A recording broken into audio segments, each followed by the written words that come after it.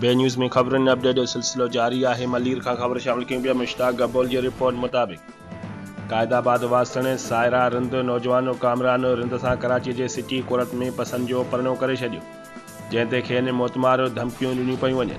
परिणो कंदड़ जोड़े मीडिया सां ॻाल्हाईंदे सायरा रिंद चयो त असीं पंहिंजी रज़ामंदी सां कराची जी अदालत में पसंद जो परिणो कयो आहे, जंहिं सबबि मुंहिंजा माइट जान जा वेरी बणिजी विया आहिनि ऐं कारे जे इल्ज़ाम हेठि क़त्ल करणु चाहिनि था।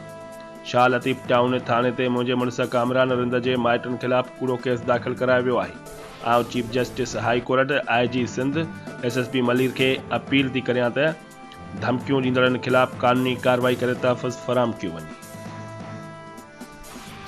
वालेकुम, मेरा नाम ज़हरा है, इसका नाम कामरान है। मैंने इसे शादी की है खुशी और राजीनामे से। इस लोगों ने मुझे अगवा नहीं किया है। हमारे घर वालों से हमें खतरा है। उसका नाम, मेरे घर वालों का नाम है आशू, अल्ताफ़, अमजद, मलूक और आफ्ताब।